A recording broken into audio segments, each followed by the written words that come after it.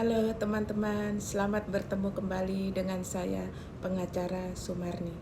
Kali ini saya akan membahas pertanyaan klien saya, yaitu menikah di Bali dengan warga negara Prancis.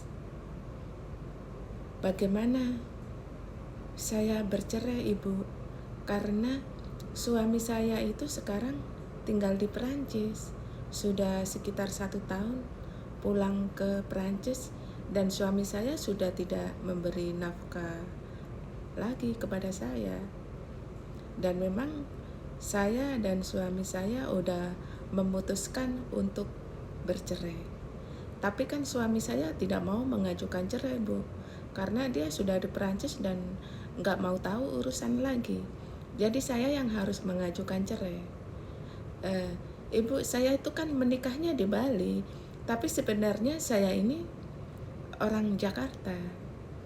Cuman pada saat itu saya di Bali ketemu suami saya, kemudian sempat tinggal di Bali selama beberapa tahun dan pada akhirnya suami saya pulang ke Prancis. Ibu, bisakah saya mengajukan cerai di Bali tetapi suami saya di Prancis? Jadi suami saya tidak akan hadir di persidangan, Ibu. Begini Bapak Ibu ya, kalau kita mengajukan perceraian, kita bisa mengajukan perceraian di pengadilan domisili hukum tempat dulu menikah. Kalau misalnya dulu menikahnya di Bali, ya Ibu bisa mengajukan cerainya di Bali. Kalau Ibu Muslim, mengajukannya di Pengadilan Agama Bali. Bila Ibu non-Muslim, misalnya Kristen, Katolik, Hindu, Buddha, Ibu bisa mengajukannya ke Pengadilan Negeri Bali. Jadi berbeda, Bu ya. Untuk Muslim dan non-Muslim pengadilannya berbeda. Untuk Muslim di Pengadilan Agama, untuk non-Muslim di Pengadilan Negeri. Kemudian kan suami saya tinggalnya misalnya di Perancis. Bagaimana, Bu? Kan suami saya tidak akan hadir. Bagaimana secara hukum, Ibu?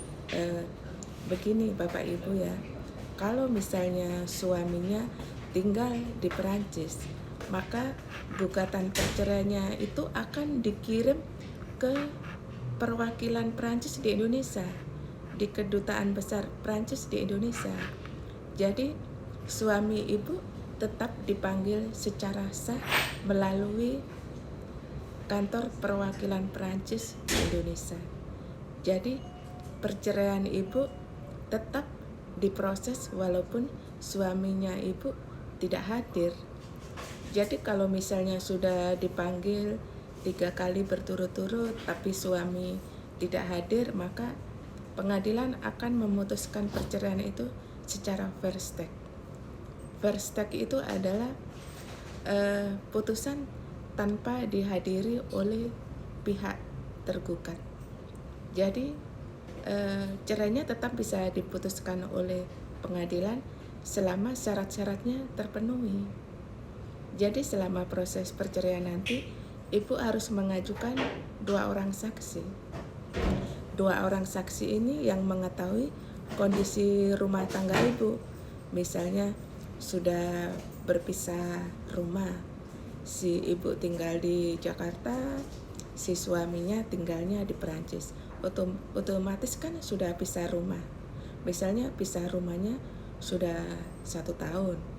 Kemudian suaminya sudah tidak memberi nafkah.